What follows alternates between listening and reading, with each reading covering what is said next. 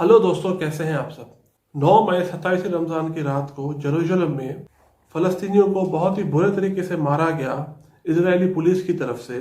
हालत यहाँ तक ख़राब हो गई कि अल अक्सा मस्जिद के अंदर जाकर हैंड ग्रेनेड फेंके गए और बूढ़े बच्चे औरतों को पकड़ पकड़ के जेलों में डाला गया। उसके बाद भी हॉस्पिटल के अंदर हैंड ग्रेनेड फेंके गए और वहां से भी पेशेंट्स डॉक्टर के साथ उनको पकड़ के जेलों के अंदर डाला जा रहा था। अब मैं बजाय इतनी ज्यादा गहराइयों में जाते हुए कोशिश करूंगा हमेशा की तरह बेसिक से स्टार्ट करूं कि सिचुएशन यहाँ तक खराब हुई कैसे, और उसके बाद में ही आप आखिर में अपना एनालिसिस प्रेजेंट करूंगा। इजरायली गवर्नमेंट ने अनाउंस किया था इस जेरूशलम के अंदर एक एरिया है जिसका नाम है शेख जरा। वहां से जो फलस्तीनी रहते हैं उन्हें ऑर्डर किया था कि वो अपनी जगह खाली करना स्टार्ट कर दें, क्योंकि इजरायली गवर्नमेंट ने प्लान किया था कि वहां पर जो इजरायली लोग हैं उनको सेटल करना था। फलस्तीनियों से वो जगह खाली करने से रेजिस्ट किया था, तो आखिरकार फोर्स के थ्रू, इजरायली पुलिस के थ्रू इजरायली गवर्नमेंट ने वो जगह खाली करना स्टार्ट कर दी। लेकिन इजरायली लोग लगातार रेजिस्ट करते हुए आ रहे थे। जब ये पूरी स्टोरी ब्रेक हुई मीडिया के अंदर, तो आखिरकार पूरे फलस्तीन से लोग जेरूशलम की तरफ निकले और ईस्ट जेरूशलम की जगह में जाकर, यानी शेख जरा में जाकर वहां बैठने लगे। जो लोग वहां पे फलस्तीनी रह रहे थे उनकी सपोर्ट में पुलिस लगातार कोशिश कर रही थी कि इनको इकट्ठे ना होने दिया जाए, और तकरीबन पूरे रमजान यही सिचुएशन चल रही थी कि वो रोज आके इकट्ठे होते थे और पुलिस लगातार कोशिश कर रही थी कि उन्हें इकट्ठे होने से रोका जाए। फलस्तीनियों का मानना है कि ये जगह जो शेख जरा है ये बहुत ही इंपॉर्टेंट है उनके लिए। आगे जाकर फलस्तीन जब एक इंडिपेंडेंट कंट्री बनेगा, इजराइल से अलग होगा, सेपरेट होगा, तो उसके फ्यूचर के अंदर जाकर शेख जरा जो है उनका कैपिटल होगा। इजराइल 1967 के इजराइल अरब वॉर के बाद इस जगह को ऑक्युपाई कर लिया था, तो लगातार इस जगह के ऊपर कंस्ट्रक्शन कर कर कर इस जगह के ऊपर अपनी आबादी बढ़ाते हुए जा रहे थे। 27 रमजान की रात को तकरीबन पूरे फलस्तीन के अंदर जितने लोग मौजूद थे जेरूशलम के अंदर, वो इकट्ठे होकर अल अक्सा मस्जिद की तरफ जाने लगे, तो पुलिस ने रोकना स्टार्ट कर दिया। जब वो रुकने से बाज नहीं आ रहे, मस्जिद अक्सा की तरफ चलते जा रहे थे, क्योंकि 27 रमजान की रात जैसे आपको पता है कि मुसलमानों के लिए बहुत ही इंपॉर्टेंट रात है, लैलतुल कदर की रात। तो उनको रोकने के लिए पुलिस ने आखिरकार उनके ऊपर डंडों के साथ असॉल्ट करना स्टार्ट कर दिया। जब सिचुएशन खराब होने लगी तो आखिरकार जो फलस्तीनी वहां पे मौजूद थे उन्होंने पत्थर उठाकर इजरायली पुलिस को मारना स्टार्ट कर दिया रिस्पॉन्स के अंदर, जो इजरायली पुलिस उनके साथ कर रही थी। और आखिरकार इजरायली पुलिस ने फिर आकर उनको पकड़ने के लिए हैंड ग्रेनेड और उनके पास जो मेटल रबर की जो गन्स थी उन्हें इस्तेमाल करना स्टार्ट कर दिया और उसके थ्रू फलस्तीनियों को रोकना चाहा। ये सिचुएशन खराब होती गई। आखिरकार इजरायली पुलिस मस्जिद अल अक्सा के अंदर चली गई थी, क्योंकि जो लोग अंदर चले गए थे उनको निकालने के लिए, और अंदर उनको निकालने के लिए उन्होंने हैंड ग्रेनेड फेंकना स्टार्ट कर दिया। उसके साथ साथ अंदर जाकर पिस्टल चलाना स्टार्ट कर दिया। उनके पास मेटल रबर की पिस्टल थी, वो चला चला कर लोगों को बाहर निकालने लगे। उसके अंदर फिर चाहे बच्चे हो, बूढ़े हो या खवातीन हो, सबको पकड़कर अरेस्ट किया गया। और फिर इजरायली पुलिस ने जाकर आखिरकार जो हॉस्पिटल्स के अंदर जो लोग जख्मी जा रहे थे वहां पे हैंड ग्रेनेड फेंककर डॉक्टर और पेशेंट्स को पकड़कर उनको भी जेलों में डालने लगे। ये सिचुएशन लगातार 2-3 दिन तक चलती हुई जा रही थी जेरूशलम के अंदर। पूरी दुनिया लगातार कह रही थी सीज फायर करने के लिए, फिर चाहे यूरोपियन यूनियन हो, यूनाइटेड नेशंस हो, यूनाइटेड स्टेट्स ऑफ अमेरिका हो, यहाँ पे इस्लामिक कंट्रीज हो, लगातार कोशिश कर रहे थे दोनों कंट्रीज को कहने की कि यहाँ पे सीज फायर करें। जब 2-3 दिन लगातार सिचुएशन बहुत ज्यादा खराब होती गई पूरे इजराइल और जेरूशलम के अंदर, तो आखिरकार हमास के एक लीडर थे, उन्होंने टीवी पे आकर पूरी की पूरी रिस्पॉन्सिबिलिटी इजरायली गवर्नमेंट के ऊपर डाल दी। और फिर उन्होंने तकरीबन 130 रॉकेट्स जो थे वो लॉन्च किए थे इजराइल की तरफ, जिसके अंदर जो प्राइमरी टारगेट था वो टेल अवीव था और 1-2 और शहर थे, जिसके अंदर बताया जा रहा है इजरायली गवर्नमेंट की तरफ से उनकी 3 कैजुअलिटीज हुई थी। और जो बाकी तकरीबन जो मेजोरिटी जो उनके रॉकेट उन्होंने लॉन्च किए थे वो तकरीबन सारे के सारे इजराइल के अपने डिफेंस सिस्टम ने उनको डिसलॉन्च कर दिया था, यानी उन्होंने नाकारा बना दिया था। ताकि जितने भी शहर इजराइल के अंदर उन्होंने अपने डिफेंस सिस्टम इस तरह का रखा हुआ है, कोई भी अगर मिसाइल या रॉकेट अगर उनके शहरों की तरफ आता है तो वहीं से ही रिटेलिएशन के अंदर उनके मिसाइल चले जाते हैं और वो जो रॉकेट्स या कोई भी मिसाइल आ रहे होते हैं उन्हें डिसलॉन्च कर देते हैं। ऐसा ही कुछ सोशल मीडिया के अंदर कुछ विजुअल्स वायरल हो रहे थे, उसमें नजर आया। बाद में Israeli prime minister Benjamin Netanyahu TV के ऊपर आए, उन्होंने आकर इस पूरे इंसिडेंट को कंडेम किया। उन्होंने कहा कि हमास ने जो भी सब कुछ किया है उसको उनकी प्राइस पे करनी पड़ेगी। उन्होंने ऑपरेशन लॉन्च कर दिया हमास के अगेंस्ट। वो गजा के अंदर उन्होंने डिफरेंट मुख्तलिफ मुकामात के ऊपर उन्होंने ऑपरेशन लॉन्च कर दिया और उन्होंने एक 12 फ्लोर की बिल्डिंग थी वो पूरी की पूरी उड़ा दी, क्योंकि उनका मानना था ये यहाँ पर हमास से कुछ इंपॉर्टेंट लीडर्स रहते थे और उसके अलावा हमास से कुछ इंपॉर्टेंट यहाँ पे ऑफिसर्स थे, तो उन्हें टारगेट करने के लिए उन्होंने पूरी की पूरी बिल्डिंग उड़ा दी।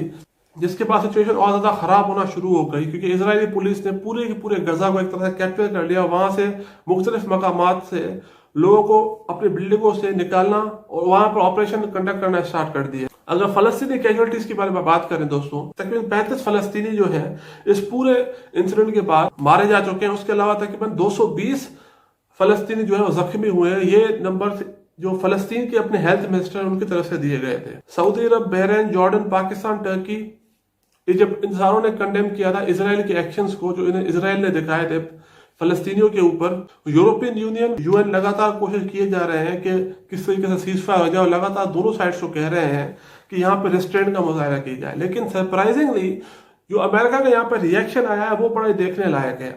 पिछले जो अमेरिका के प्रेसिडेंट थे डोनाल्ड ट्रंप, उनके टाइम के ऊपर जो यूएस सेक्रेटरी ऑफ स्टेट थे माइक पॉम्पियो, उन्होंने तो सोशल मीडिया के ऊपर आकर ये तक कह दिया कि हमें सपोर्ट करनी चाहिए इसराइल को, क्योंकि इसराइल हमारा एला है। लेकिन दूसरी तरफ जो इस वक्त यूनाइटेड स्टेट्स ऑफ अमेरिका के प्रेसिडेंट है जो बाइडेन, उनके एडमिनिस्ट्रेशन के अंदर यूएस स्टेट के जो रिप्रेजेंटेटिव है वो जब अपनी प्रेस ब्रीफिंग के अंदर आए तो उन्होंने इसराइल के जो एक्शंस हैं उन्हें बता दिया कि उन्होंने सेल्फ डिफेंस में किए हैं, और उन्होंने एक तरह से हमास के ऊपर पूरा का पूरा ब्लेम डाल दिया।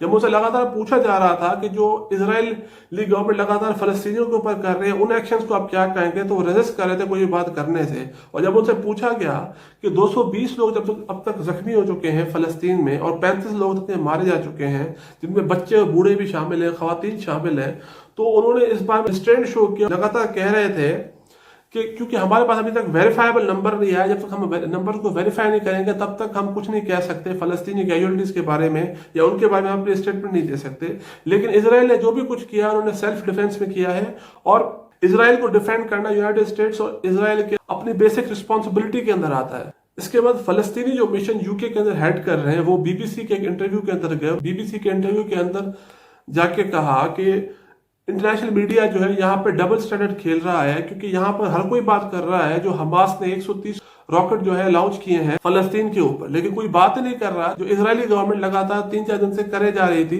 फलस्तीनियों के साथ। ये इंटरनेशनल मीडिया को डबल स्टैंडर्ड अपना खत्म करना होगा। यहाँ पे दोस्तों नजर आ रहा है कि इसराइल क्योंकि United states of America, European union का एला है, इसलिए उसे थोड़ा बहुत एज मिल रहा है, उन्हें उसे बचाया जा रहा है। स्पेसिफिकली इसराइल के प्राइम मिनिस्टर है बेंजामिन नेतन्याहू को। लेकिन ये बिल्कुल वैसी सिचुएशन है जैसे नरेंद्र मोदी जब इंडिया के प्राइम मिनिस्टर बन के आए थे 2014 में, तो उनकी इमेज साफ करने के लिए उन्हें एक तरह से बचाया जा रहा था। बहुत सी हेडलाइंस हैं, उनकी इमेज साफ करने के लिए बाज दफा मीडिया इन तरह की चीजों को रिपोर्ट नहीं कर रहा था और उनके ऊपर ब्लेम नहीं डालता था।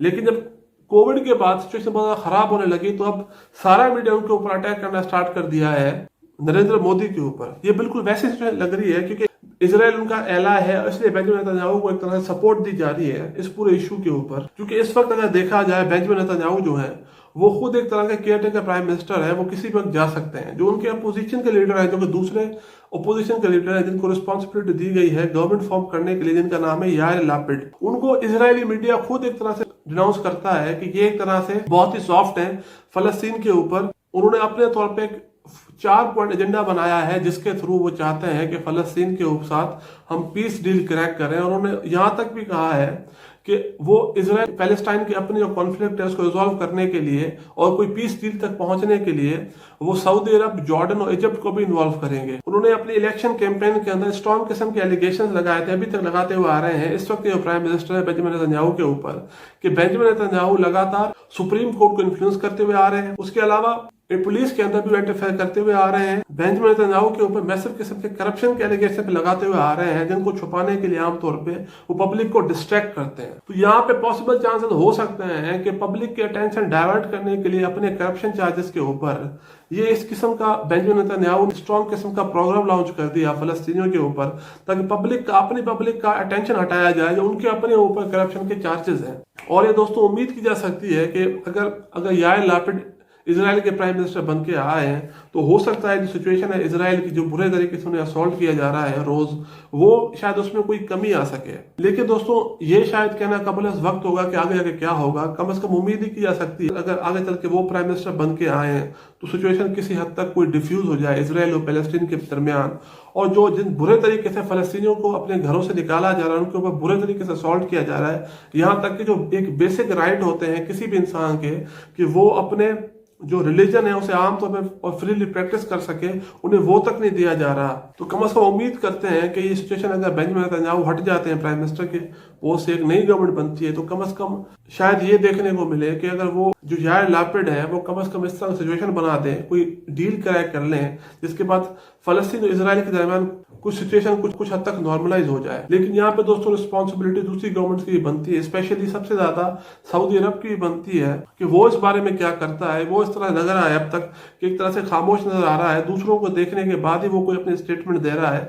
उन्होंने बड़े टाइम बाद कंडेम जरूर किया है। कुछ टाइम पहले जो यूएई ने, बहरीन ने जो डील क्रैक की थी इजराइल के साथ, जिसके अंदर उन्होंने कहा था कि हमने जो इजराइल को एक्सेप्ट किया है उसके अंदर जो टर्म्स रखे गए हैं जिसके अंदर इजराइल फलस्तीन के साथ अपने रिलेशंस को नॉर्मलाइज करेगा, तो उस डील का क्या हुआ? टर्की लगातार कोशिश कर रहा है दोस्तों कि ओआईसी के थ्रू कोई एक कॉन्फ्रेंस बुलाई जाए, जिसके बाद एक ज्वाइंट स्टेटमेंट ओआईसी की तरफ से आए जो इजराइल फलस्तीन के ऊपर किए जा रहा है। ओआईसी के प्लेटफॉर्म के थ्रू कोई रिक्वेस्ट भेजी जाए यूनाइटेड नेशंस को, इमीडिएट तौर पर यूनाइटेड नेशंस की कोई इमीडिएट मीटिंग बुलाई जाए जिसके थ्रू इस पूरे इश्यू को किसी हद तक रिजॉल्व किया जाए। अभी आने वाले वक्त में दोस्तों पता चलेगा सिचुएशन क्या बनती है। उम्मीद कर सकते हैं जो सिचुएशन जिस हद तक खराब हो चुकी है या डीएस्केलेट होगी। आज तक के लिए दोस्तों मेरी तरफ से इतना ही। अगर आपको वीडियो अच्छी लगी हो तो उसे लाइक और शेयर करना मत भूलिएगा और बेल आइकन दबा के चैनल को सब्सक्राइब कीजिएगा।